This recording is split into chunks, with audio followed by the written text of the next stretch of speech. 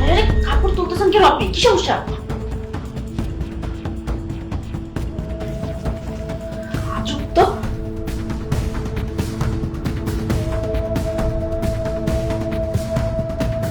Madam, স্যারের রুমে তার প্রেমিকা আছে।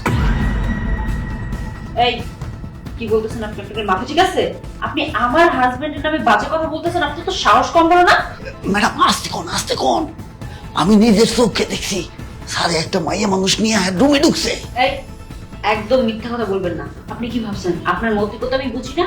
আমার স্বামীর মতো স্বামী আরেকটাই বাংলাদেশে হয় না। মুখ সামলায় কথা বলুন। ম্যাডাম আপনি আমার কথাটা বিশ্বাস করেন, আমি নিজের চোখে দেখছি। সত্য? হ সত্য। আপনি কিভাবে জানলেন? ম্যাডাম তাইলে শোনেন।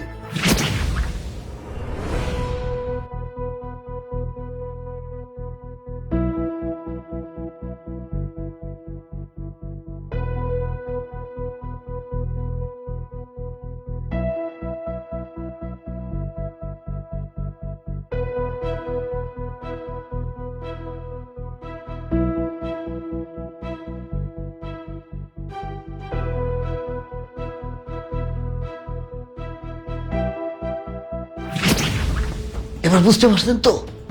সব বুঝতে পারছি। আপনি এখানে থাকেন, আমি দেখছি।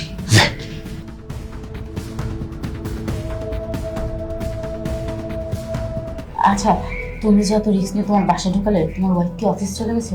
আরে না, অফিসে যায় নাই। আর ওয়াইফ যদি অফিসে যেত তাহলে কি আমি তোমাকে ঢুকাতে পারতাম বাসায়? শোনো, আমার বাসার ওই যে কাজের মানুষটা আছে না, রহিম চাচা, ওই চাচা সবসময় আমাকে ফলো করে, আমি কি করি না করি। বুঝবে তো, এখন আজাইরা কোনো চাকরি বাকরি নাই, এর জন্য না আমার বউ ওকে গোয়েন্দা হিসাবে রেখে দিয়েছে। আমি কোথায় যাই কি না করি এটা জানে। ও আচ্ছা, হুম, তুমি তো অনেক চালাক হয়ে গেছো।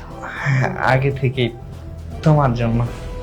আচ্ছা শোনো না, অনেকদিন পর তো বাসায় আসলাম, চলো না, দেরি কেন করছো? একটা ম্যাচ হয়ে যাক, চলো। কারো শব্দ শুনতে পেলাম না। কে আসছে?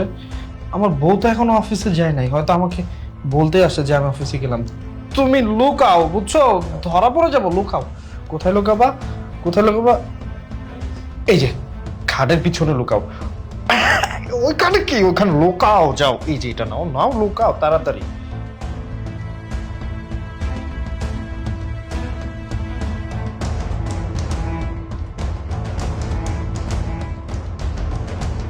কি ব্যাপার, তুমি এখন অফিসে যাওনি?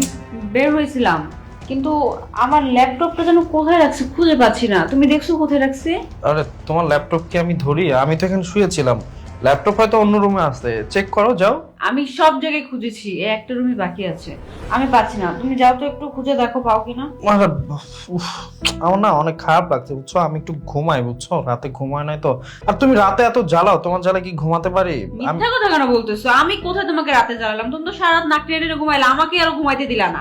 আচ্ছা তুমি কি এখন এই কথা বাদ দিও, একটু ল্যাপটপটা খুঁজে আনো না, আমার খুব ক্লান্ত লাগতেছে। সেই 10 তলার নিচে গেছি, আবার উপরে উঠে আসছে, আমার খুব হয়রান লাগতেছে। তুমি একটু যাও না, শোনা প্লিজ।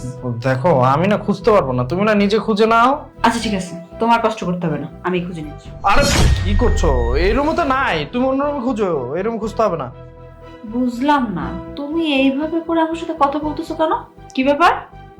তোমার তো মতি গতি বেশ খারাপ মনে হচ্ছে। এখানে কি কোনো মেয়ে মানুষ আছে নাকি? হ্যাঁ অবশ্যই মেয়ে মানুষ আছে, এই যে তুমি। তুমি আমার সাথে উল্টা পুল্টি খেও না, তুমি আমাকে বুঝাইতে আসছো? হ্যাঁ, এখানে নিশ্চয়ই মেয়ে মানুষ আছে, দাঁড়াও। এর জন্য তুমি এরকম করতেছো না? কোথায় মেয়ে মানুষ? কি বলছো? তোমাকে আজকে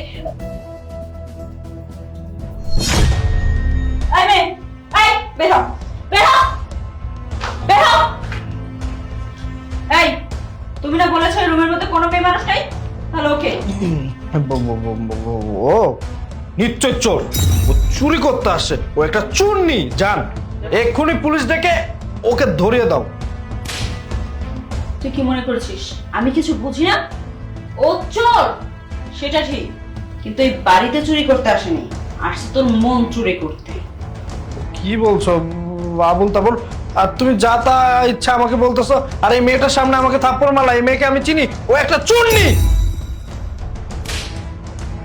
আমি চোর না? আমার না ভুল হয়েছে তোকে ভালোবেসে। তুই থাক।